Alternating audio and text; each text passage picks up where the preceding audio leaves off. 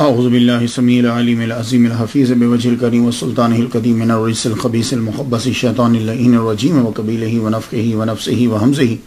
بسم اللہ الرحمن الرحیم۔ تمام نبیوں کے سردار حضرت محمد صلی اللہ علیہ وآلہ وسلم اور تمام مذاہب کے سردار دین اسلام کے پیروکاروں، السلام علیکم طبتم، برکاتیں اور رحمتیں اللہ تعالیٰ کی آپ پر۔ صلاۃ و سلام حضور صلی اللہ علیہ وآلہ وسلم کی ذات پر اور دنیا کے عظیم ماں باپ حضور کے ماں باپ حضرت عبداللہ اور حضرت آمنہ پر۔ خواتین حضرات، آج کی گفتگو 35ویں مرحلے میں داخل ہو گئی۔ میں گفتگو کر رہا تھا مدنی، امام جعفر صادق، امام مالک ایک اور مدنی ہے، وہ مدینہ میں پیدا ہوئے اور دنیا تصوف کے بانیوں میں ان کا شمار ہوتا ہے۔ میری مراد امام حسن بصری رحمۃ اللہ علیہ، یہ مدینہ میں پیدا ہوئے 21 ہجری کے اندر آپ کی ولادت ہوئی، یعنی حضور صلی اللہ علیہ وآلہ وسلم دنیا سے جب تشریف لے گئے اس کے 11 سال بعد آپ کی ولادت ہوئی، اور وصال آپ کا وہ 110 ہجری میں رجب کے اندر، بعض نے کہا محرم کے اندر۔ حضرت امام حسن بصری رحمۃ اللہ علیہ کے والد گرامی جو ہیں ان کا نام یسار ہے۔ یہ جو یسار ہیں، بعض نے فیروز بھی کہا ہے، لیکن یسار صحیح ہے۔ یسار جو ہیں یہ مسلمان جب جہاد کے لیے نکلے تو میسان یا میسان یا میسن، وہاں جو ہے میسان علاقہ میں گرفتار ہوئے، یعنی وہ جو پکڑے جاتے تھے غیر مسلم، یہ فارسی اور نسل ہیں۔ یہ میسان جو ہے یہ بصرہ اور واسط کے بیچ میں ہے۔ وہاں سے پھر مدینہ لایا گیا ان کو۔ مدینہ جب آئے تو 12 ہجری میں امام حسن بصری رحمۃ اللہ علیہ کے والد گرامی نے حضرت ابوبکر صدیق رضی اللہ تعالیٰ عنہ کے ہاتھ پر اسلام قبول کیا، اور یہ غلام تھے حضرت زید بن ثابت رضی اللہ تعالیٰ عنہ کے، جن کے پاس وزارت تعلیم کا قلمدان تھا، یعنی کاتب وحی بھی ہیں، اور قرآن کو کمپائل جو ہے وہ انہوں نے ہی کیا ہے۔ ان کی ڈیوٹی لگائی تھی حضرت ابوبکر صدیق رضی اللہ تعالیٰ عنہ نے اور حضرت عمر فاروق رضی اللہ تعالیٰ عنہ۔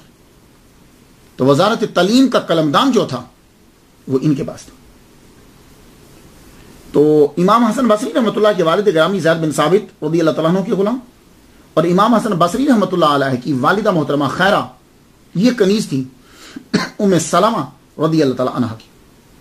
ام سلمہ رضی اللہ تعالیٰ عنہ جو ہیں یہ حضور صلی اللہ علیہ وسلم کی زوجہ محترمہ ہے۔ تو امام حسن بصری رحمۃ اللہ علیہ کا جو پیدائش ہے، جو ولادت ہے، یہ مدینہ کے اندر ہوئی، لیکن اس وقت دونوں جو ہیں وہ آزاد ہو چکے تھے۔ دونوں کی آزادی کے بعد نکاح ہوا، نکاح کے بعد ان کی ولادت ہوئی، اور بعض نے کہا کہ نہیں، جب ان کی ولادت ہو گئی تو حضرت زید بن ثابت نے اپنے غلام کو، یسار ان کے والد گرامی کو آزاد کر دیا، اور ام سلمہ رضی اللہ تعالیٰ عنہ نے اپنی کنیز کو جو ہے وہ آزاد کر دیا۔ لیکن صحابہ کرام کا غلام ہونا کوئی عیب نہیں ہے۔ اگر کوئی آدمی یہ ان کو پڑھتے ہوئے ایسا کہے او اچھا اچھا اچھا اچھا یہ غلام تھے، تو کوئی عیب نہیں ہے، ہم سب ان کے غلام ہیں، بلکہ ہم تو حضرت امام حسن بصری رحمۃ اللہ علیہ کے بھی غلام ہیں۔ جو صحابہ کے غلام ہوتے تھے ان کو وہ غلامی اتنی پیاری ہوتی تھی کہ جب وہ آزاد بھی کر دیتے تھے تو وہ جاتے نہیں تھے، انہی کے پاس رہتے، انہی کے پاس رہتے۔ ان کو ان کی غلامی اپنی آزادی سے زیادہ عزیز ہوتی تھی۔ حضرت امام حسن بصری رحمۃ اللہ علیہ کی جب ولادت ہوئی تو حضرت عمر رضی اللہ تعالیٰ عنہ کی شہادت سے 2 سال قبل آپ کی ولادت ہوئی۔ 2 سال قبل آپ کی جب ولادت ہوئی تو آپ کو حضرت عمر رضی اللہ تعالیٰ عنہ کے پاس لے کر گئے۔ آپ نے اپنا لعاب دہن اس بچے کے منہ میں ڈالا، یہ آپ کی گھٹی ہے، اور آپ نے جب چہرہ دیکھا تو فرمانے لگے بڑا خوبصورت ہے، اس کا نام حسن رکھ دو۔ تو حضرت عمر رضی اللہ تعالیٰ عنہ نے آپ کا نام بھی رکھا حسن، اور آپ کو گھٹی اپنا لعاب دہن دیا۔ یہ لعاب دہن کون سا ہے؟ کس زبان سے ٹچ ہو کے نکلا ہے؟ جس زبان کے بارے میں محمد مصطفیٰ صلی اللہ علیہ وسلم نے کہا ہے ان الرحمن ینطق علی لسان عمر، رحمان عمر کی زبان پر بولتا ہے۔ آپ جب کوئی بات کہہ دیتے تھے، کئی باتیں آپ کی ایسی ہیں کہ آپ نے عصر کے ٹائم کہیں، مغرب میں وہ وہی بن کر اتر گئی، آپ نے کچھ عرصہ پہلے کہیں، کچھ عرصے کے بعد وہ وہی بن کر اتر گئی۔ تو اس زبان سے لگا ہوا لعاب امام حسن بصری رحمۃ اللہ علیہ کے منہ مبارک میں گیا۔ کتنی بڑی سعادت ہے۔ آپ پیدا ہوئے تو چونکہ کنیز تھیں آپ کی والدہ محترمہ، تو وہ ام سلمہ رضی اللہ تعالیٰ عنہ کے گھر کے اندر بچہ جو ہے وہ سارا دن ان کے گھر میں پڑا رہتا۔ اس سے بڑی اور سعادت کیا ہو سکتی ہے کہ امام حسن بصری رحمۃ اللہ علیہ زوجہ مصطفیٰ ام سلمہ رضی اللہ تعالیٰ عنہ کے گھر میں پروان چڑھ رہے۔ آپ کی والدہ محترمہ کام میں جب کبھی مصروف ہو جاتی، پانی لینے کے لیے چلی جاتی یا تنور کے اوپر روٹیاں لگا رہی ہوتی، تو آپ کو معلوم ہے کہ بچہ رو پڑتا۔ تو جب رو پڑتا تو حضرت ام سلمہ رضی اللہ تعالیٰ عنہ حضرت امام حسن بصری رحمۃ اللہ علیہ کو دودھ پلانے لگ جاتی۔ اب یہ جو دودھ پلانے لگ جاتی، یہاں میں ایک بات عرض کرنا چاہوں گا۔ دیکھیے، تحقیق کرنے والے دو قسم کے آدمی ہوتے ہیں۔ ایک تو وہ جو سراسر عقیدت میں ڈوبا ہوا ہے، اس کے لیے تو کوئی آبجیکشن نہیں ہے، لیکن کچھ لوگ دوسرے بھی ہوتے ہیں کہ وہ تحقیق کے لیے پڑھتے ہیں۔ وہ ان کی نظر میں تحقیق ہوتی ہے، ان کی نظر میں وہ آدمی ویسے ہی اعلیٰ مقام پر ہوتا ہے، ضروری نہیں ہوتا اس کے لیے کہ وہ زیادہ کرامتیں، زیادہ چیزیں منسوب کر دی جائیں۔ نہیں۔ اب جب یہ پڑھا جاتا ہے کہ حضرت ام سلمہ رضی اللہ تعالیٰ عنہا نے دودھ پلایا، تو میں نے جب پڑھا تو میں نے تحقیق کی کہ اس وقت حضرت ام سلمہ رضی اللہ تعالیٰ عنہا کی عمر جو ہے وہ 52 سال تھی۔ تو 52 سال کی عمر میں دودھ سینے میں، دودھ کی نہریں جو ہیں وہ تبھی ہو سکتی ہیں جب بچہ ہو، تو بچہ تو تھا نہیں، تو پھر یہ دودھ کی نہریں کیسے جاری ہوتی تھی؟ تو میں اس کے دو جواب دینا چاہوں گا۔ ایک تو وہی عقیدت والا جواب کہ اللہ تعالیٰ نے دودھ کی نہریں اس عمر میں بھی جاری کر دی، اٹس اوکے، ٹھیک ہے۔ لیکن ایک جواب جو مشاہدہ بھی ہے اور علم میں بھی ہے، آپ اگر فیملی کے ساتھ رہتے ہوں، گاؤں میں رہتے ہیں یا کہیں رہتے ہیں، آپ کی فیملی بہت بڑی ہے، تو نانی اور دادی گھر میں رہتی ہیں، تو آپ کا بچہ اگر رو پڑے تو وہ نانی اور دادی کیا کرتی، وہ بچے کو لے کے اپنی گودی میں رکھ کے دودھ پلانے لگ جاتی۔ دودھ ہوتا تو نہیں، سینے میں دودھ کی نہریں نہیں ہیں، لیکن بچہ جو ہے وہ خاموش ہو جاتا ہے، کچھ دیر کے لیے چپ ہو جاتا ہے۔ حضرت ام سلمہ رضی اللہ تعالیٰ عنہ خیر اگر دودھ پیا بھی ہے تو پھر یہ اعزاز حاصل ہے حضرت امام حسن بصری رحمۃ اللہ علیہ کو کہ ہماری تو وہ ماں ہیں ام سلمہ رضی اللہ تعالیٰ عنہ، کیونکہ قرآن یہ کہتا ہے کہ نبی کی بیوی تمہاری ماں ہے۔ لیکن حضرت امام حسن بصری رحمۃ اللہ علیہ کے لیے یہ اعزاز ہے کہ ایک تو قرآن کی روح سے ان کی ماں ہوئی اور دوسرا ردائی ماں ان کی بنی، یہ ان کے لیے اعزاز کی بات۔ اللہ اکبر جل شان۔ حضرت عمر رضی اللہ تعالیٰ عنہ ام سلمہ رضی اللہ تعالیٰ عنہ کے گھر آتے تھے، ماں ہیں، تو جو مسائل کبھی کبھی ایسے ہوتے تھے کہ صحابہ کرام مومنوں کی ماں آپ ام المومنین سے پوچھنے کے لیے آتے، آپ کوئی مسئلہ ایسا ہوتا تو ان سے پوچھتے آ کر۔ تو جب بھی کبھی حضرت عمر رضی اللہ تعالیٰ عنہ تشریف لاتے تو پہلے 2 سال جو ابتدا کے 2 سال ہیں، اور میں ان 2 سالوں کو سب سے امپورٹنٹ سمجھتا ہوں، ان 2 سالوں کے اندر بندہ پہچانتا ہے، بچہ پہچانتا ہے، یہ یاد رکھیے گا۔ جب بچہ 5 ماہ کا ہو جاتا ہے نا، 5-6 ماہ کا، اس کے بعد وہ پہچاننے لگ جاتا ہے یہ میرے ابا ہیں، یہ میری اماں ہیں، اور سال کا جب ہو جاتا ہے تو پھر وہ کچھ الفاظ بھی بولنے لگ جاتا ہے، پھر تو وہ محبت کا اظہار بھی شروع کر دیتا ہے، اسے معلوم ہوتا ہے کہ میرا ابا آ گیا، اس کے اندر ایک ایکسائٹمنٹ پیدا ہوتی، وہ جاننے لگ جاتا ہے۔ اور پہلے 5 سال کے اندر یہ یاد رکھ لیجیے، پہلے 5 سال کے اندر 90% بچہ سیکھ لیتا ہے، باقی پوری زندگی کے اندر وہ 10% سیکھتا ہے۔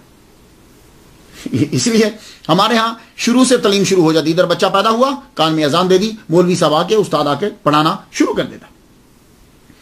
تو حضرت عمر رضی اللہ تعالیٰ عنہ تشریف لاتے، بچے کو دیکھتے، سر پہ ہاتھ پھیرتے، دعا دیتے۔ تو 2 سال جو ہیں حضرت امام حسن بصری نے ابتدائی جو ہیں وہ حضرت عمر رضی اللہ تعالیٰ عنہ کے دیکھے، ان کے بعد ان کی شہادت ہوگی۔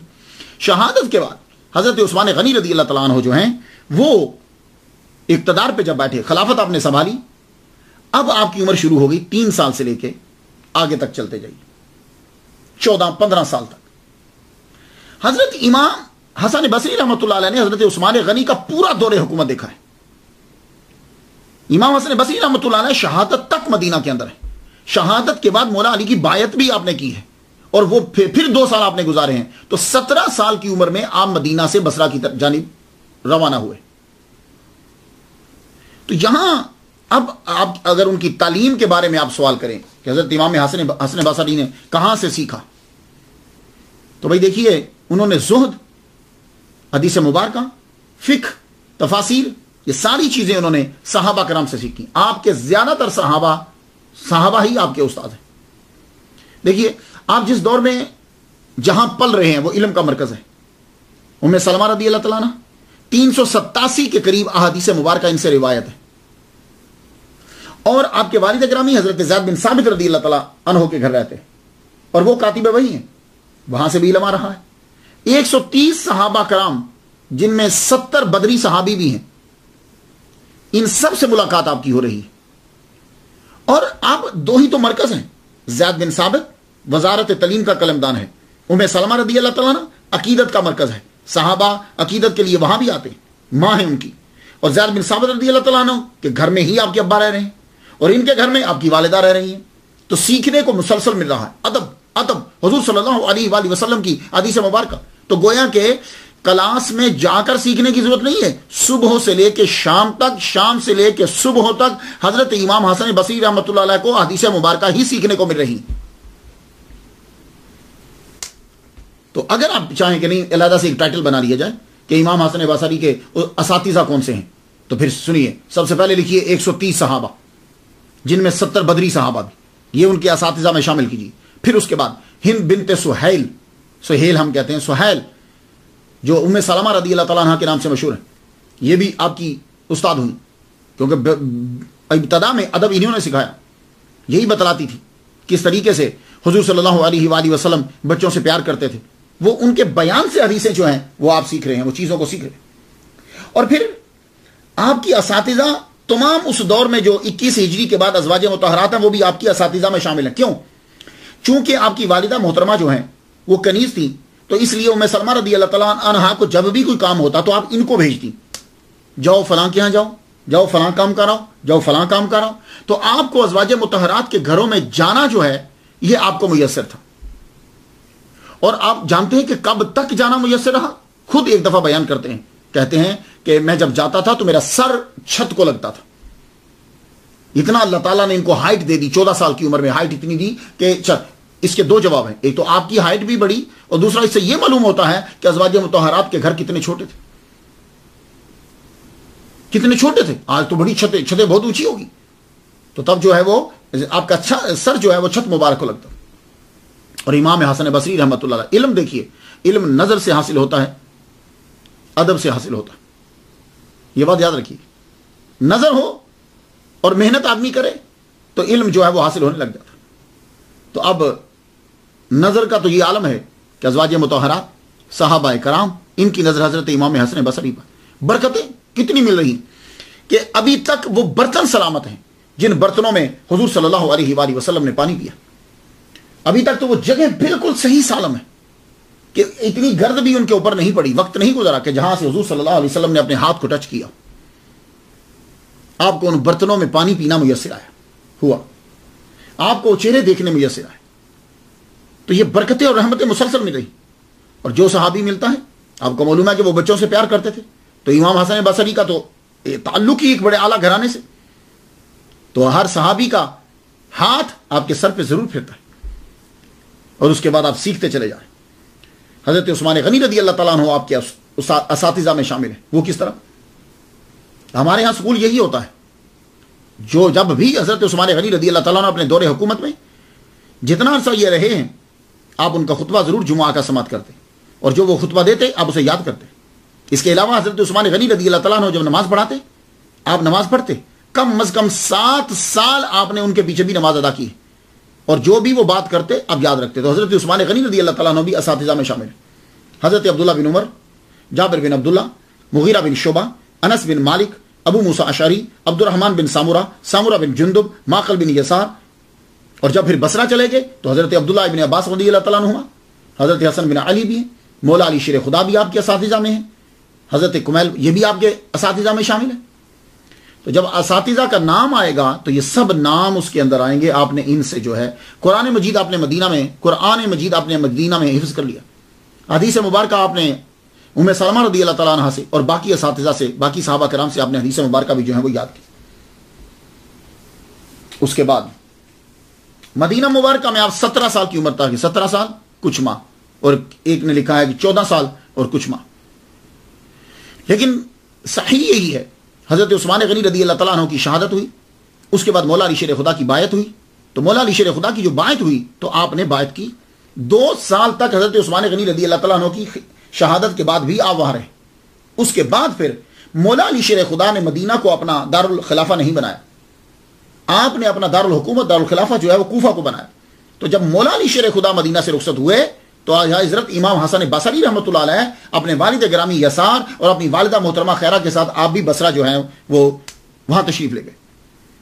تو 37 ہجری میں 17 سال کی عمر میں 656 عیسوی کو حضرت عثمان غنی رضی اللہ تعالیٰ عنہ کی شہادت کے 2 سال بعد بصرہ منتقل ہو گئے۔ اب بصرہ اسلامی مرکز تھا، تجارت کا بھی مرکز اور اسلامی مرکز۔ وہاں آ کر جو حضرت عمر رضی اللہ تعالیٰ عنہ نے وہاں قبیلے بھیجے تھے، جاؤ اسے جا کے آباد کیا جائے۔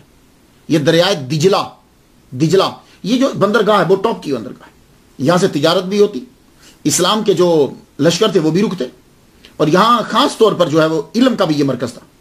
آپ وہاں چلے گئے۔ اب جب وہاں چلے گئے تو دیکھیے اسلام کے اندر زیادہ سے زیادہ کوشش کرنی چاہیے کہ آدمی اپنا جو ہے وہ اثاثہ رکھتا ہو، تب تبلیغ کرنے کا مزہ آتا ہے۔ جب تقریر کرنے والا، تبلیغ کرنے والا تنخواہ لے گا تو پھر کہیں نہ کہیں کوئی نہ کوئی مسئلہ بن جاتا ہے۔ اس لیے ہمارے بڑے بڑے ائمہ جو ہیں اور اولیاء کرام جو ہیں اور انبیاء سارے، باقیوں میں فرق ہے لیکن انبیاء سارے وہ کسی سے پیسے نہیں لیتے تھے تبلیغ کے۔ اس کی وجہ کیا ہے؟ یہ کل لا اسالکم، یہ کیا ہے؟ لا اسالکم علیہ اجرا، یہ کیا ہے جملہ؟ یہ جملہ بتلاتا ہے کہ کسی بھی نبی نے تبلیغ کا کوئی اجر نہیں لیا، فیس نہیں لی، اور یہ بڑا ضروری ہوتا ہے۔ جب مولوی جو ہے تصوف کے رنگ میں رنگا جائے اور اس کے بعد اس کا اپنا کاروبار ہو، اپنے پیسے ہوں، تو اس کی تبلیغ کے اندر دبدبہ ہوتا ہے، لوگ اس کو غور سے سنتے ہیں۔ ہماری بات کو غور سے کیوں نہیں سنتے؟ اس لیے کہ اس کو پتا ہے کہ میں تنخواہ دیتا ہوں، اور مولوی بھی ڈرتا رہتا ہے۔ تو اس لیے میں سب کے لیے دعا کرتا ہوں، اور آپ بھی میرے لیے دعا کریں، اللہ تعالیٰ ہمیں اس چیز سے فارغ البال کرے کہ ہم لوگوں کی تنخواہوں پر رہیں، اللہ تعالیٰ ہمیں اپنا دے۔ تو حضرت حسن بصری رحمۃ اللہ علیہ اس چیز کو سمجھتے تھے۔ آپ جب بصرہ پہنچے تو بصرہ پہنچنے کے بعد آپ نے، اب یہ نہیں ہے کہ آپ نے علم نہیں سیکھا، علم آپ نے پورا سیکھ لیا، اب آپ نے کاروبار شروع کیا، پڑھانا ابھی شروع نہیں کیا۔ کاروبار کس کا؟ ڈائمنڈ کا کاروبار آپ نے شروع کیا بصرہ میں جب پہنچے۔ ڈائمنڈ جو ہے، اسی لیے ڈائمنڈ کے کاروبار میں آپ کو اتنی مہارت ہوئی، اتنے ایکسپرٹ ہوئے کہ وہ کاروبار آپ کے نام کا حصہ بن گیا۔ اور جب کاروبار نام کا حصہ بن جائے تو سمجھ جاؤ وہ آدمی اس کاروبار میں بہت گہرے طور پہ داخل ہے اور بڑا مشہور ہے اور بڑا کامیاب ہے۔ حسن آف پرلز، تو یہ حسن پرلز جو ہے، موتیوں والا حسن جو ہے، ڈائمنڈز والا حسن جو ہے، یہ مشہور ہو گیا۔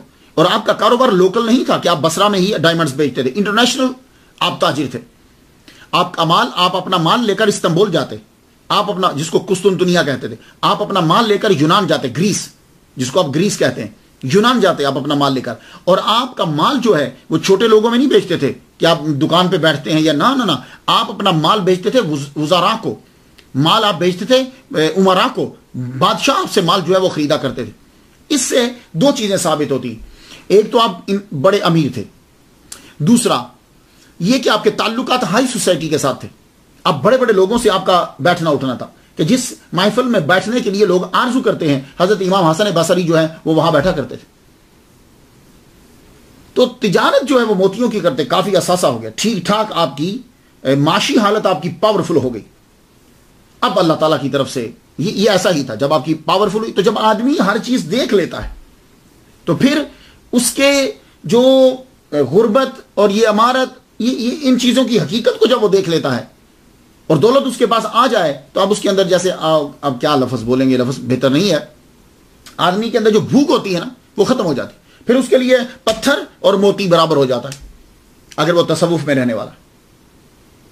تو آپ نے جب یہ ساری چیزیں دیکھ لی، اب اللہ تعالیٰ نے آپ کو موڑنا چاہا کہ اب موتیوں کی بزنس ختم کرو، اب جو موتی تم مدینہ سے لے کر آئے ہو وہ موتی بکھیرو۔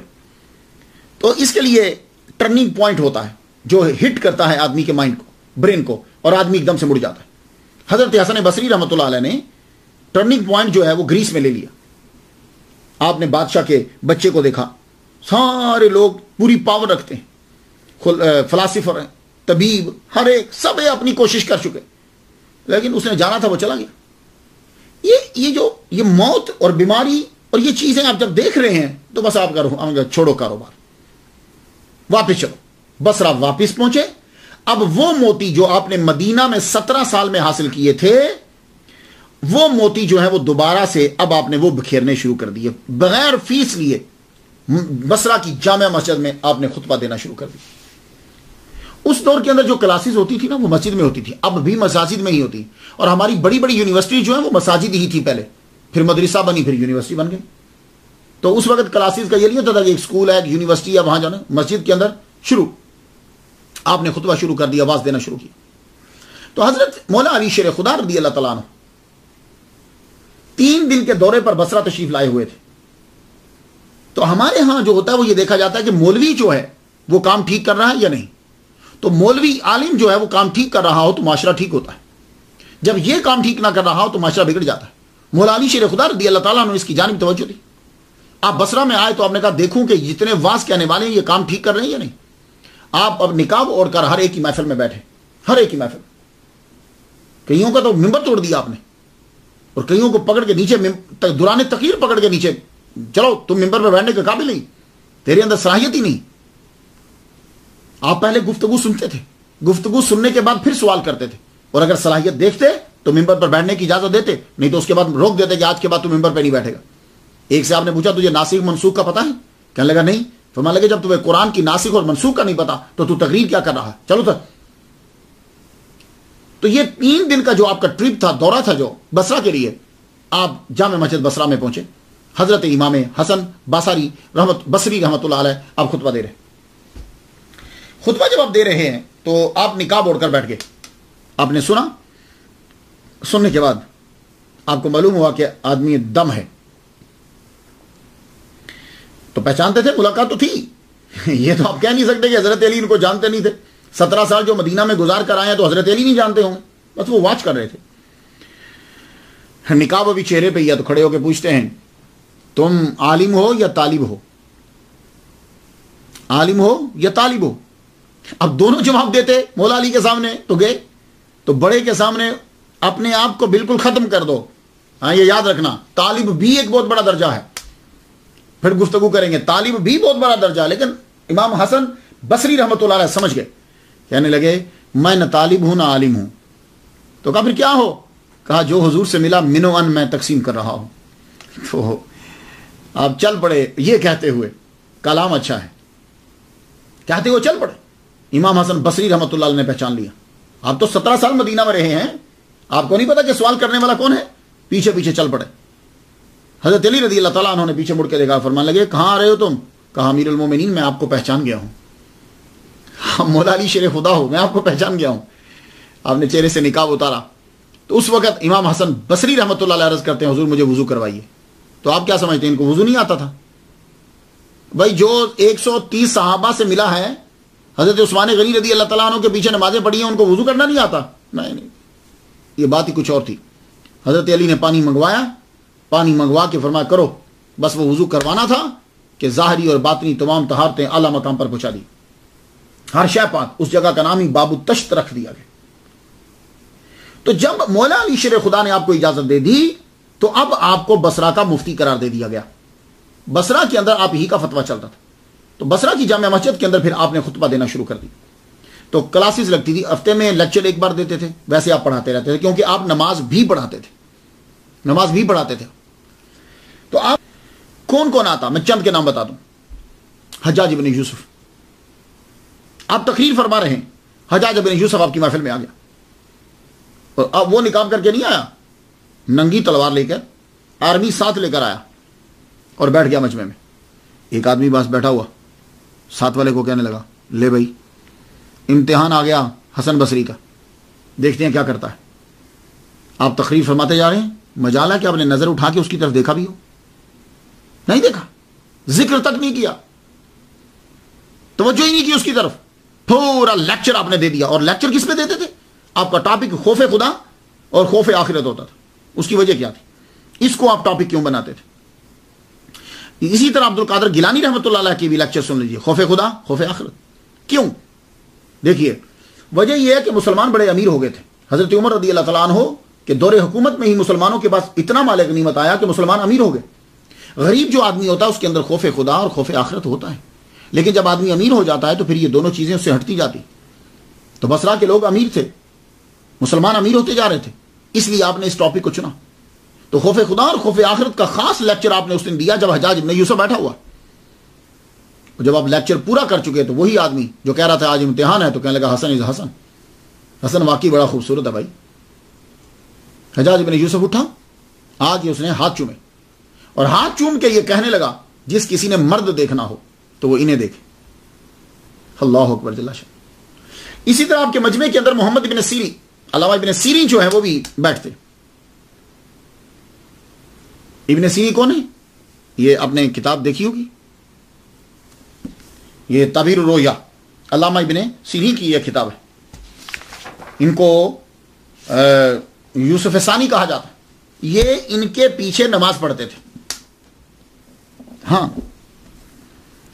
یہ 9 سال چھوٹے ہیں حضرت امام حسن بصری رحمۃ اللہ علیہ سے, چونکہ یہ بصرہ میں پیدا ہوئے تھے. ابن سیرین جو ہے نا جنہوں نے تعبیر الرؤیا, یہ بصرہ میں پیدا ہوئے. 9 سال چھوٹے ہیں امام حسن بصری سے, کیونکہ 33 ہجری میں یہ پیدا ہوئے. اور آپ اکثر امام حسن بصری رحمۃ اللہ علیہ کے پیچھے نماز پڑھتے, ان سے احادیث لیتے, سیکھتے. اور 110 میں ہی آپ کا بھی انتقال ہوا ہے, وصال ہوا ہے. امام حسن بصری رحمۃ اللہ علیہ کا جب وصال ہو گیا, آپ کو خبر پہنچی کہ بھائی جن کے پیچھے آپ نمازیں پڑھا کرتے تھے, جن کے لیکچر سنتے تھے, جن سے حدیث سیکھتے تھے, ان کا وصال ہو گیا ہے. آپ پر اتنا غم کا اثر ہوا کہ آپ کا چہرہ متغیر ہو گیا, رنگ متغیر ہو گیا. فرمان لگے ہو انا للہ و انا الیہ راجعون. اس کے 3 ماہ 10 دن کے بعد آپ کا بھی وصال 110 ہجری میں ہوا. تو یہ علامہ ابن سیرین جو ہیں یہ بھی ان کی محفل میں بیٹھتے, محمد ابن سیرین. عمر بن عبد العزیز جو ہیں یہ آپ سے 42 سال چھوٹے ہیں. جب خلیفہ بنے تو 35 سال آپ کی عمر تھی. تو خلیفہ جب بنے تو اس وقت حضرت امام حسن بصری رحمۃ اللہ کی عمر 77 سال تھی, 77 ایئرز اولڈ. تو آپ نے وہاں سے لیٹر لکھا, کہنے لگے کہ مجھے کچھ نصائح کرو. تو امام حسن بصری رحمۃ اللہ علیہ نے پھر نصائح لکھ کر بھیجی. تو عمر بن عبد العزیز رضی اللہ تعالیٰ عنہ یہ بھی آپ کے شاگردوں میں شامل ہیں, جن کو عمر ثانی کہا جاتا ہے. تقریر فرماتے تھے, اللہ تعالیٰ نے بڑا خوبصورت چہرہ عطا فرمایا تھا. آپ بڑے مشہور تھے, آپ کے لیکچرز, آپ کے وعظ دور دراز تک مشہور تھے. یہ نہیں کہ بصرہ کے محلے کے اندر ہی مشہور ہے. اشعث ابن سوار جب بصرہ جانے لگے تو امام شافعی رحمۃ اللہ سے کہتے ہیں کہ میں بصرہ جا رہا ہوں, کوئی چیز چاہیے آپ کو؟ فرمان لگے امام حسن بصری رحمۃ اللہ کو میرا سلام کہنا. کہنے لگے میں نے تو کبھی ان کو دیکھا ہی نہیں ہے, میں کیسے پہچانوں گا؟ کہنے لگے بصرہ کی جامع مسجد میں داخل ہونا, جس کا حسن اور وجاہت دیکھتے ہوئے تیرے سینے میں رعب بیٹھ جائے, وہی حسن بصری ہوں گے, اور میرا سلام کہہ دینا. واقعی جب آپ مسجد میں داخل ہوئے, جامع مسجد میں آپ تقریر فرما رہے تھے, اتنے خوبصورت اور وجیح اور دبدبا آپ کا, واقعی آپ پہ رعب پڑا. کہنے لگے سچ کہا تھا امام شافعی. اور امام باقر علیہ السلام کی محفل میں جب کبھی تذکرہ ہوتا امام حسن بصری رحمۃ اللہ علیہ کا, تو آپ فرماتے تھے کہ بھائی ان کے کلام میں تو انبیاء کے کلام کی سی تاثیر ہوتی تھی. اللہ اکبر. تو میں جب پڑھتا ہوں ان کی تقاریر کو, ان کی تقریر جب میں پڑھتا ہوں, تو حضرت لقمان علیہ السلام کے بارے میں آپ نے پڑھا, کبھی پڑھیے گا. ان کے نصائح جو تھے وہ بڑے مشہور تھے, نصیحتیں جسے کہتے ہیں ہم, وہ بڑی مشہور تھی. جو انہوں نے اپنے بچے کو کی, جب وہ لوگوں کو کرتے تھے, وہ بڑی مشہور, عرب کے اندر تو مشہور تھی.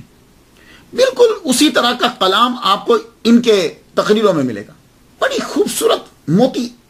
میں لمبا ہو جائے گا لیکچر, لیکن چند باتیں آپ کو میں بتا دیتا ہوں. میں کرامتیں آپ کو نہیں بتا رہا, کرامتیں ان کی بے شمار ہیں, لیکن میں یہ بتا رہا ہوں کہ ہمیں کرنا کیا ہے. ہمیں ان کی سیرت پر عمل کرنا ہے, ان کی باتوں پر عمل کرنا ہے. تو میں آپ کو چند باتیں بتا دیتا ہوں. آپ فرمایا کرتے تھے, تقریر کر رہے ہو, دیکھو کس انداز سے سمجھا رہے ہیں. کہنے لگے سنو, یہ جو دنیا ہے نا, یہ سواری ہے, یعنی جس کے اوپر تم چڑھتے ہو, جیسے اونٹ घोड़ा, ये दुनिया सवारी है। इसके ऊपर सवार हो जाओगे ना तो ये मंजिल पे ले जाएगा। ऊंट के ऊपर चढ़ जाओ तो ऊंट मंजिल पे ले जाएगा, और अगर ऊंट तुम्हारे ऊपर चढ़ गया तो तुम्हें कुचल देगा। तो यही दुनिया है, इसके ऊपर सवार हो जाओ, इसे कंट्रोल कर लो तो फिर तो ये तुम्हें आखिर तक ले जाएगी, कामयाबी का जीना है। और अगर ये तुम्हारे ऊपर चढ़ गई तो तबाह हो जाओगे। आम आदमी आसानी से जो है वो बात को समझ आता है। तो आप फरमाया करते थे, तकरीर कर रहे हैं तो एक साहब खड़े हो गए, कहने लगे शेख तुम अल्लाह से बड़ा डराते हो, आखिरत की याद दिलाते हो, पर शेख क्या करें हमारे दिल सो गए हैं। तो आम आदमी होता कहता अच्छा भाई दुआ करेंगे दिल जाग जाए। आपने फरमाया सुनो, सोए हुए नहीं हैं, दिल मुर्दा हो चुके हैं, मर गए हैं। सोए हो तो हिलाने से उठ जाता है बंदा, सोया हुआ हिलाने से उठ जाता है, हिलता है, लेकिन अगर मर गया हो तो जो मर्जी चेंज करते रहो वो उठता नहीं है। फरमाने लगे तुम्हारे दिल सो गए होते तो मैं उठा देता, ये तो मुर्दा हो चुके हैं। किसी ने आकर एक मर्तबा कहा, इमाम हसन बसरी रहमतुल्लाह अलैह, वो फलां आदमी है नज़ा की हालत में, 70 साल उसकी उम्र थी, नज़ा की हालत है, अभी जान जो है निकल रही। फरमान लगे नज़ा में था, 70 साल से था, अब छूट रही है। अब जान छूट रही। वाकई आदमी जब तक इस दुनिया में रहता है परेशान रहता है, पैदा होता है, उसके बाद जब बचपन आ गए, फिर लड़कपन, फिर जवानी, फिर बुढ़ापा, परेशान, फिर दूसरों की परेशानी, परेशान। तो जब जान निकलती है तो छूट जाता है। और फरमाया करते थे दुनिया की दोस्ती ने ही बुत परस्ती को जन्म दिया है, दुनिया की दोस्ती ने ही बुत परस्ती को जन्म दिया। बड़ा गजब का जुमला है। और फरमाते थे कि वो जो लोग थे हमारे असातिज़ा सहाबा कराम, वो रात को कुरान पढ़ते थे, दिन को अमल करते थे, और हम लोग कुरान पढ़ते तो हैं अमल नहीं करते। और एक बात आपने बड़ी जबरदस्त कही, कहने लगे सुनो, जो तेरे सामने आके दूसरों की बातें कर रहा है ना, एक दिन वो तेरी बात जाके दूसरों के आगे करे। इसलिए जितने लोग मेरी बातें समाप्त कर रहे हैं, मैं खास तौर पर अर्ज करना चाहूंगा, बच कर रहिए उस बंदे से। भला से आपका जितना मर्जी दोस्त हो उसको मना कर दो। आज वो अगर दूसरों की बातें आपको बता रहा है, बुराइयां लोगों की आपके सामने बयान कर रहा है, तो उसको आदत है वो कल को आपकी बुराई दूसरों के सामने जाके बयान करेगा, आपकी बातें दूसरों के सामने बयान करेगा, उसकी आदत है। ये याद रखिए। हजरत इमाम हसन बसरी रहमतुल्लाह अलैह की सीरत बयान करते हुए, तारीख बयान करते हुए कुछ तसामो हुए हैं, वो तसामो बयान करता जाऊं। मैं इसको गलती नहीं कह रहा, क्योंकि हमारे बड़े, बहुत बड़े लोगों ने इसे लिखा है, तो मैं इसको गलती नहीं कहता। जब तक हम अपने बड़ों का अदब करेंगे अल्लाह हम पे रहमत नाज़िल फरमाए। ये तसामो है। ये तसामो क्यों हो जाता है, इसके कम से कम दो जवाब देता हूं। एक तो ये होता है कि तसामो होता है, इससे अल्लाह ताला का पता चलता है कि एक आदमी के अंदर इतनी सलाहियतें हैं, इतनी सलाहियतों के बावजूद उससे यह तसामो हुआ। पता चला कि आदमी जो है अगर कोई पाक है, क्लियर है, तो सिर्फ अल्लाह ताला की जात है, बाकी किसी ना किसी में कोई ना कोई खामी है। और वो जिस फील्ड में वो माहिर है उसी में कोई ना कोई ऐसी मिस्टेक हो जाती है। एक तो ये होता है, एक ये होता है। और बाकी ये होता है कि जो भी हमारे बड़े हैं या जो हमारा पहले गुजर गए, वो जब रिसर्च कर रहे होते हैं तो रिसर्च करते हुए उनके पास जितने सोर्सेस थे उस दौर के टॉप के, उन्होंने उसके मुताबिक बात को लिख दिया। ये बात याद रखिए, उस दौर के जो थे उनके पास थे। तो बाद में पता चला कि उनका जो तहकीक का दायरा था उसमें से एक किताब रह गई या एक जाविया जो है वो रह गया, तो तसामो हो जाता है। अब सबसे पहला तसामो हजरत इमाम हसन बसरी रहमतुल्लाह अलैह के बारे में असल में होता यह है कि मुरीदीन चाहते हैं, अकीदतमंद चाहते हैं कि हम बड़ी से बड़ी बात मंसूब करें, हालांकि ऐसी नहीं है। उस आदमी का आज तक जो नाम जिंदा है यही बहुत बड़ी करामत है, वरना उस दौर के सारे लोगों के, बसरा में कितने लोग थे, सबके नाम याद हैं आपको? नहीं। हजरत इमाम हसन बसरी रहमतुल्लाह अलैह का नाम आज भी याद है आपको, तो यही तो बहुत बड़ी करामत है। एक बात जो मंसूब की गई वो ये कि हजरत इमाम हसन बसरी रहमतुल्लाह अलैह ने हुजूर सल्लल्लाहु अलैहि वसल्लम के प्याले में पड़ा हुआ पानी जो है वो पी लिया। हुजूर सल्लल्लाहु अलैहि वसल्लम तशरीफ लाए तो पूछते हैं कि मेरा पानी किसने पिया है? तो कहा जी हसन ने पी लिया है। तो आपने फरमाया जितना पानी पिया अल्लाह ताला उसको उतनी बरकतें, रहमतें दे, इल्म दे। मैं ये खुलासा बयान कर रहा हूं। मैं इसको बयान किसने किया है? हमारे जो टॉप के, जो जिनसे आगे सारे लोग जो है वो चीजें लेते हैं, अल्लामा फरीदुद्दीन अत्तार रहमतुल्लाह अलैह तज़किरतुल औलिया के अंदर नकल किया, और इसको मिरातुल असरार के अंदर भी नकल किया गया। तो ये तसामो ये हुआ है, हुजूर के प्याले से بعد میں پانی تو پی سکتے ہیں. حضور صلی اللہ علیہ وسلم نے آ کر پوچھا کہ پانی کس نے پیا ہے. یہ تسامح ہے. کیوں؟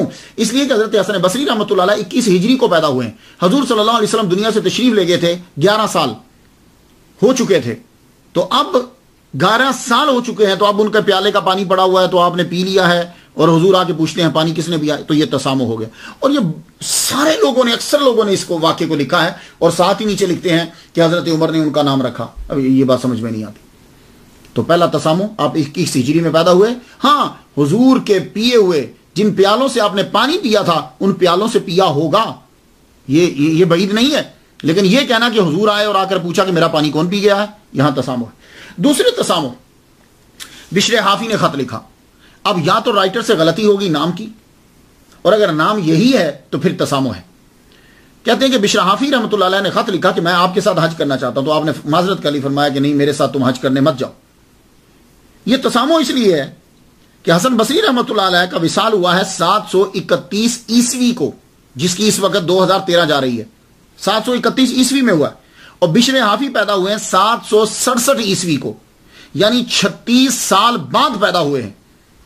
آپ کے وصال کے 36 سال بعد پیدا ہوئے ہیں. تو اب آپ ہی بتائیے کہ جو پیدا 36 سال بعد ہو رہے ہیں وہ آپ کو لیٹر کیسے لکھیں گے کہ میں آپ کے ساتھ حج کرنا چاہتا ہوں. تسامح ہے. تیسرا جو ہے اس میں ظاہر جو ہے وہ ایسی چیز نظر نہیں آتی. وہ تسامح کیا ہے؟ وہ حضرت رابعہ بصری آپ کے لیکچر میں آنا اور آپ کا لیکچر تب دینا جب وہ مجمع میں ہوں. یہاں آپ بڑے دھیان سے گفتگو سمجھ کیجئے گا. بات یوں لکھی میں نے جو کتابوں میں پڑھی کہ حضرت حسن بصری رحمۃ اللہ علیہ تقریر کرنے لگتے تو آپ دیکھتے مجمع میں, اگر رابعہ بصری ہوتی تو تقریر کرتے, ورنہ آپ تقریر چھوڑ دیتے. تو لوگوں نے کہا جی آپ کو اس بڑھیا میں کیا دکھا کہ اس کے ہوتے ہوئے آپ جو ہے وہ تقریر کرتے ہو, نہ ہو تو تقریر نہیں کرتے. تو فرمان لگے کہ جو چارہ تیار کیا ہو ہاتھیوں کے لیے وہ چیونٹیوں کے آگے نہیں ڈالا جاتا. اب یہاں ذرا ذہن میں کیجئے کہ حضرت امام حسن بصری رحمۃ اللہ علیہ کا وصال ہو گیا 110 ہجری میں.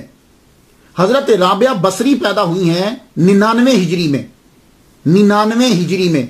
اور حضرت امام حسن بصری جو ہے اس وقت ان کی عمر 78 سال تھی, 78 ایئرز, 78 سال تھی. یعنی جس وقت رابعہ بصری پیدا ہوئی ہیں تب آپ 78 سال کے تھے, 78 ایئرز کے تھے. اب رابعہ بصری پیدا ہوئیں, بڑی ہوئیں, پھر آپ کو جو ہے وہ قحط جب پڑا تو آپ کو اٹھا کر لے گئے, غلام بنا کر بیچ دیا, کنیز بنا کے, لونڈی بنا کے بیچ دیا. اس کے بعد آپ وہاں رہیں, پھر آپ بڑی ہوئیں, پھر آپ نے صحرا میں جا کے چلا کاٹا, اس کے بعد جا کر آپ تصوف میں داخل ہوئی ہیں. تو آپ ہی مجھے بتا دیجئے کہ یہ جملہ کہاں تک صحیح ہے کہ جو 99 ہجری میں پیدا ہوا ہے, 78 سال آپ کی اس وقت عمر ہے, تو وہ بڑھیا کیسے ہوئی اور وہ کیا ہوا؟ تو یہ دوسرا تسامح ہے. ہاں ایسا ہو سکتا ہے کہ بچپن میں کبھی زیارت کی ہو, کیونکہ بڑے بڑے علماء جو ہوتے تھے ایسا ہو سکتا ہے. لیکن یہ کہنا کہ وہ مجمع میں ہوتی تھی تو تقریر کرتے تھے, تب تو آپ کی عمر ہی جو ہے وہ بہت چھوٹی ہے. تو وہ اعتراض کیا ہے؟ وہ اعتراض یہ ہے, اور یہ اعتراض سب سے پہلے شاہ ولی اللہ رحمۃ اللہ علیہ نے اٹھایا. انہوں نے یہ فرمایا کہ حضرت حسن بصری رحمۃ اللہ علیہ نے مولا علی شیر خدا رضی اللہ تعالیٰ عنہ سے حدیث سماعت نہیں کی. یہ سب سے پہلے شاہ ولی اللہ نقشبندی تھے. تو یہ حسن بصری جو ہیں ان کے ذریعے سے چشتیوں کا سلسلہ مولا علی تک پہنچتا ہے. اب وہ بہت بڑے علامہ ہیں, میں ان کے بارے میں کوئی بات نہیں کرنا چاہتا, لیکن یہ تسامح کیوں ہو گیا یا بعد میں ڈال دیا گیا؟ حضرت امام حسن بصری رحمۃ اللہ علیہ کے بارے میں یہ کہہ دینا کہ انہوں نے مولا علی سے حدیث نہیں سنی, یہ اسی طرح جیسے کہہ دینا کہ حسن بصری تھے ہی نہیں, برابر ہے. لیکن پھر بھی ہم گفتگو کو آگے بڑھاتے ہیں. آپ مجھے بتائیے کہ جو بچہ صحابہ کرام کے گھروں میں جا رہا ہے, جو بچہ حضرت ام سلمہ رضی اللہ تعالیٰ عنہ, حضرت زید بن ثابت, 28 بدری صحابہ کے پیچھے نماز پڑھی ہے, 70 بدری صحابہ سے ملاقات, 130 صحابہ ٹوٹل, آنا جانا ہر وقت, 17 سال تک صحابہ کے ساتھ ہے. حضرت عثمان غنی, حضرت علی کے 2 سال شروع کے خلافت کے, تو کیا انہوں نے پورے 17 سال میں ایک حدیث ہی نہیں سنی؟ جو بچہ حضرت ام سلمہ رضی اللہ تعالیٰ عنہ کے گھر میں آتا جاتا ہے, انہوں نے کبھی کوئی حدیث نہیں سنائی. جس بچے کے والد گرامی زید بن ثابت کے ساتھ صبح سے شام, شام سے صبح تک رہتے ہیں اور وہ کاتب وحی ہیں, کیا مولا علی کی سماعت نہیں ہوئی؟ کیا مولا علی کبھی بھی حضرت ام سلمہ رضی اللہ تعالیٰ عنہ کے گھر نہیں آئے؟ سوچئے ذرا، کبھی نہیں آئے. یہ 17 سال مدینے میں رہ رہے ہیں، کیا وہ کبھی نہیں آئے جب تک حضرت ام سلمہ رضی اللہ تعالیٰ عنہ زندہ تھی؟ کبھی نہیں آئے. اور پھر دیکھیے حضرت عثمان غنی رضی اللہ تعالیٰ عنہ کا مکمل دور حکومت دیکھا. نماز پڑھنے کے لیے جاتے تھے، ان کے پیچھے نماز پڑھتے تھے. کیا مولا علی پورے 17 سال تک مسجد میں آئے ہی نہیں؟ اور یہ کہنا کہ حضرت حسن بصری رحمۃ اللہ علیہ کی ملاقات حضرت علی سے نہیں، اس سے بہتر تھا یہ کہہ دیتے کہ حضرت حسن بصری مدینہ میں رہتے ہی نہیں تھے، پیدا ہی نہیں ہوئے، اور پھر بات سمجھ میں آتی. اور اگر ایک بچہ 17 سال مدینہ میں گزار رہا ہے تو پھر یہ کہنا کہ حدیث کی سماعت مولا علی سے نہیں ہے، یہ بڑی اچنبے کی بات ہے. اس کی وجہ کیا ہے؟ اس کی وجہ یہ ہے کہ صحابہ کرام کا یہ طریقہ تھا، کوئی بھی اجنبی آتا کسی دوسرے شہر سے، اپنے کی تو بات چھوڑو، اس کو خود وہ نہ بھی پوچھتا تو بتاتے کہ یہ حضور صلی اللہ علیہ وآلہ وسلم کا پیالہ ہے، اس سے حضور پانی پیتے تھے، یہاں سے پانی پیتے تھے، تم بھی پیو. یہ بتلاتے، تم بھی پیو. وہ برکت اور سعادت سمجھتے. حضور نے یہ کہا ہے، حضور اس درخت کے نیچے سے گزرے، حضور یوں گزرے، حضور اس بات پہ یوں مسکرائے، وہ خود بتایا کرتے تھے. یہ حضور کا جبہ ہے. تو صحابہ کرام، ہر صحابی مجتہد، ہر صحابی جو ہے وہ وہاں کا مدینہ شریف کا رہنے والا، وہ دوسروں کو ضرور، وہ مبلغ ہے، وہ ٹیچر، وہ بتاتے تھے. تو 17 سال تک امام حسن بصری رحمۃ اللہ علیہ کو، کہ جو اتنا امپورٹنٹ بچہ ہے کہ ازواج مطہرات کے کام کر رہا ہے، زید بن ثابت رضی اللہ تعالیٰ عنہ کے گھر ان کے آنا جانا ہے ان کا، مولا علی سے ملاقات ہی نہیں ہوئی. کتنی عمر کا بچہ ہو تو محدثین حدیث لیتے ہیں؟ کتنی عمر کا بچہ؟ چلیے علامہ جلال الدین السیوطی رحمۃ اللہ علیہ سے پوچھتے، آپ فرماتے ہیں 5 سال کا جب بچہ ہوتا ہے، وہ صحابی ہے یا تابعی؟ تو صحابی ہے، اس کی حدیث تسلیم کریں گے. تابعی ہے، اس کا قول ہم تسلیم کریں گے کہ اس نے صحابی سے سنا ہے. 5 سال کا ہو. یہی وجہ کہ امام احمد بن حنبل نے کیا کیا؟ آپ کی امام حسن بن علی کی روایت کو تسلیم کیا، نقل کیا، جو انہوں نے اپنے نانا سے کی ہیں. اور ان کی عمر کتنی تھی جب نانا سے ملاقات ہوئی؟ تقریباً 6 سال کے قریب. تو اب بھی سوچئے کہ امام حسن بصری رحمۃ اللہ علیہ نے تو 17 سال مدینہ میں گزارے ہیں، اور حضور کے دور میں، ظاہری دور کے اندر، بچے جو ہے وہ مسجد میں جاتے تھے، عورتیں اپنے بچوں کو مسجد میں لے جاتی تھی. اس لیے جب کوئی بچہ روتا تھا تو حضور صلی اللہ علیہ وسلم اپنی نماز کو مختصر کرتے تھے. رائٹ. اچھا، معلوم یہ ہوا کہ 2 سال 3 سال 4 سال کے بچے جاتے تھے. تو صحابہ کے معاشرے کے اندر 7 سال کا بچہ لازمی مسجد میں جاتا تھا، کیونکہ حضور کی حدیث ہے. اور 12 سال کا تو وہ مار کے بھیجتے تھے، وہ کوئی نماز بھی مس نہیں کرتا تھا. لیکن 7 سال کا وہ مسجد میں لے کے جاتے تھے. تو 7 سال کا بچہ جب مسجد میں جاتا تھا تو آپ مجھے بس جواب دیجئے کہ جو بچہ حضرت ام سلمہ رضی اللہ تعالیٰ عنہ کے گھر گزار رہا دن، اور وہ بچہ کہ جو حضرت زید بن ثابت رضی اللہ تعالیٰ عنہ کے گھر گزار رہا ہے دن، وہ بچہ مسجد گیا کہ نہیں گیا؟ تو کم از کم اگر آپ 7 سال کے بھی مجمع میں گئے ہوں، مسجد میں گئے ہوں، تو مولا علی شیر خدا رضی اللہ تعالیٰ عنہ ہر نماز با جماعت ادا کرتے تھے مسجد نبوی کے اندر. تو کیا حضرت علی سے ملاقات 7 سال تک مسجد میں ملاقات ہی نہیں ہوئی؟ کہ من کن تو مولا ہو فعلی مولا ہو، کہ جو ایک امپورٹنٹ حیثیت رکھتے ہیں معاشرے کے اندر، حضرت امام حسن بصری ان سے ملاقات ہی نہیں کی، ان سے ملے ہی نہیں؟ نہیں، ایسا مت کہو. ملے. ہر صحابی آپ سے پیار کرتا ہے، ہر صحابی آپ سے پیار کرتا ہے. اور آپ نماز پڑھتے ہیں، صحابہ جو حدیث بیان کرتے ہیں آپ سنتے ہیں، وہ ملتی ہیں. مولا علی سے بھی آپ کی بارہا جو ہے وہ ملاقات ہوئی. اور حضرت علی جب حضرت ام سلمہ رضی اللہ تعالیٰ عنہ کے گھر آتے تو تب بھی حضرت امام حسن بصری رحمۃ اللہ علیہ سے ملاقات جو ہے وہ ہوتی تھی. اب وہ حدیثیں چند بیان کر دوں، میں ڈیٹیل نہیں بیان کر رہا، میں بہت مختصر بیان کر رہا ہوں، ڈیٹیل آپ پڑھ لیجئے گا. حضرت سامورہ بن جندب سے بھی آپ کی روایت، آپ نے سامورہ بن جندب سے روایت کی ہے. اس کو نقل کس نے کیا ہے؟ اس حدیث کو ابو عیسیٰ ترمذی نے جامع ترمذی کے اندر نقل کیا ہے. اس حدیث مبارکہ باب ما جاء فی ما لا یجب علیہ الحد فی من لا یجب علیہ الحد کے اندر اسے نقل کی، اور اس حدیث کو حدیث حسن کہا. محمد بن یحییٰ ان بشیر بن عمر ان حمام ان قتادہ ان حسن بصری ان علی رضی اللہ تعالیٰ عنہ. تو حافظ زین الدین عراقی نے اس حدیث پہ شرح ترمذی میں باز کرتے ہوئے لکھا کہ حضرت حسن بصری رحمۃ اللہ علیہ نے لڑکپن میں بیعت کی تھی مولا علی شیر خدا رضی اللہ تعالیٰ عنہ کی. اور علامہ جلال الدین السیوطی رحمۃ اللہ علیہ نے تو اپنی کتاب کے اندر ڈیٹیل لکھ دی. علامہ ضیاء المقدسی نے اپنی کتاب المختارہ کے اندر تحریر کیا کہ خواجہ حسن بصری رحمۃ اللہ نے حضرت علی سے احادیث سنی ہیں، اور کہتے ہیں کہ اگر کوئی اعتراض کرے تو اسے کہہ دینا کہ علامہ ابن حجر اسقلانی رحمۃ اللہ علیہ جیسے محدث نے اس کو صحیح کہا. 28 بدری صحابہ کے پیچھے آپ نے نماز پڑھی.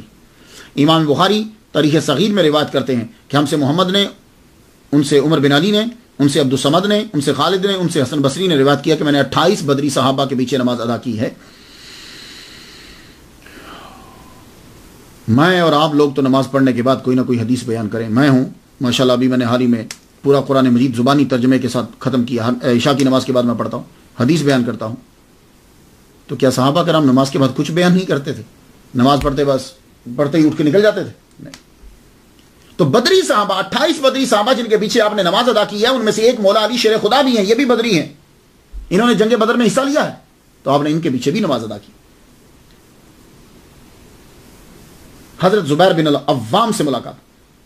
علامہ جلال السیوطی رحمۃ اللہ علیہ بیان کرتے ہیں کہ مولا حضرت حسن بصری رحمۃ اللہ علیہ نے یہ کہا کہ جب حضرت زبیر بیعت کر رہے تھے مولا علی شیر خدا رضی اللہ تعالیٰ عنہ کی تو میں نے دیکھا ان کو. تو جب مولا علی کی بیعت ہو رہی تھی تو مولا علی چپ تھے کہ کوئی حدیث بیان ہی نہیں کی، کوئی بات ہی نہیں کی. امام احمد بن حنبل، امام مسلم اور امام ترمذی کہتے ہیں کہ صحابی اور تابعی کی معنن جو ہے ان یہ ان متصل ہے.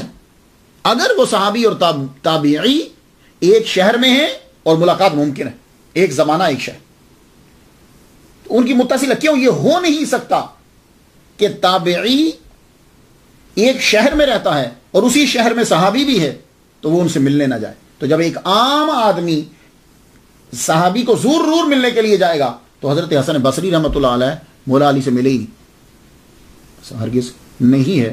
آپ کی ملاقات ہے تو وہ حدیث مبارکہ جو آپ نے حضرت مولا علی شیر خدا سے نقل کی ہیں چند سماعت کر لیجئے.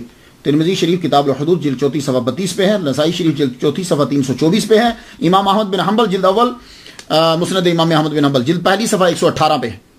محمد بن یحییٰ ان حمام ان قتادہ ان حسن بصری ان علی علیہ السلام.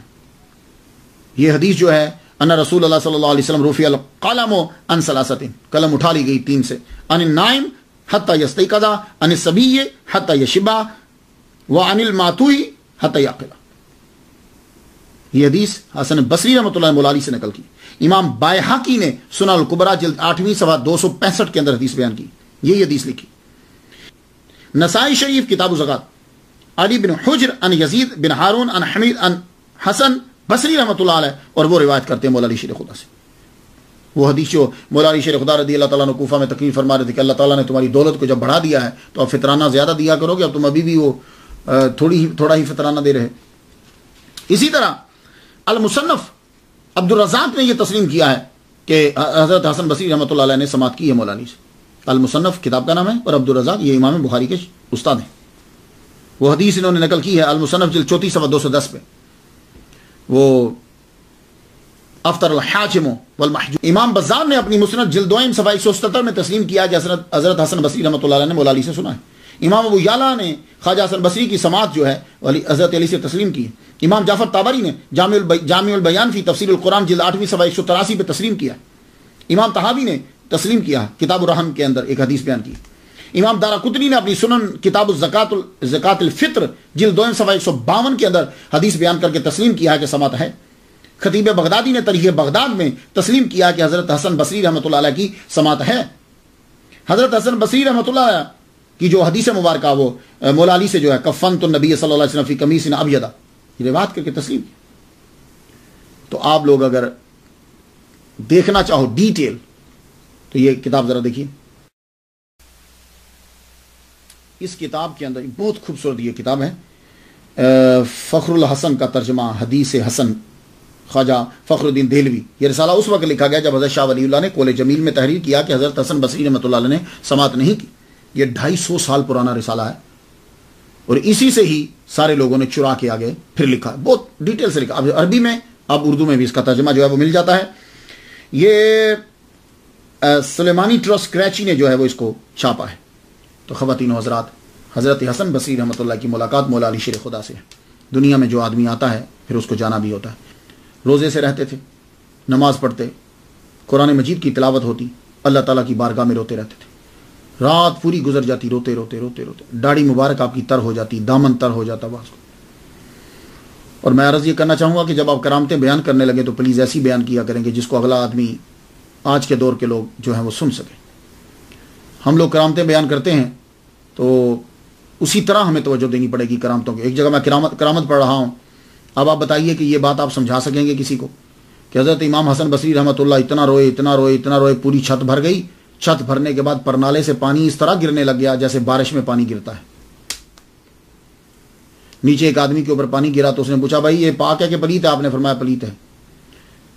یہ تو ٹھیک ہے کہ داڑھی بھی تر ہو جائے تو بڑی بات ہے، چہرہ بھی تر ہو جائے تو بڑی بات ہے، اس کے بعد دامن تر ہو جائے بڑی بات ہے. اب یہ کہنا کہ پوری چھت تر ہو گئی، اس کے بعد پرنالے سے پانی گرنے لگ گیا اور وہ پانی نیچے جا کے گرا آپ کے آنسوؤں کا، اور وہ بھی صرف ایک رات روئے.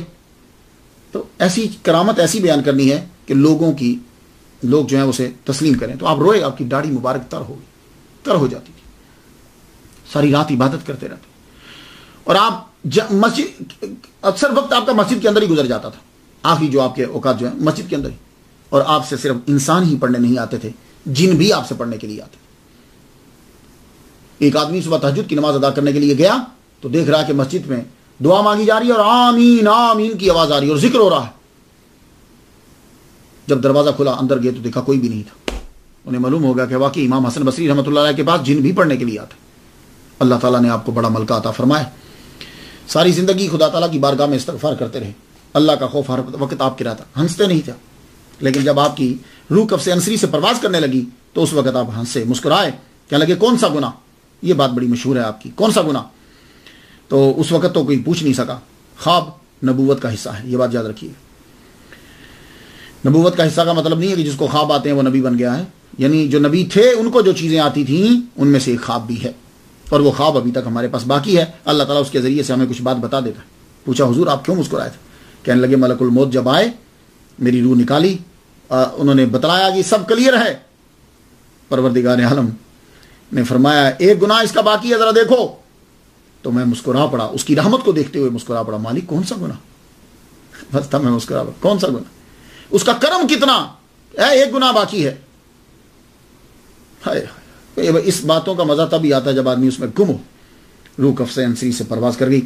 منتخب التواریخ میں لکھا ہے کہ ہشام بن عبد الملک بن مروان کی عہد حکومت میں رجب 110 ہجری میں حسن بصری رحمۃ اللہ علیہ کا جو ہے وہ وصال ہوا. آپ کا مزار بصرہ کے اندر ہی ہے، یہ دیکھیے ذرا.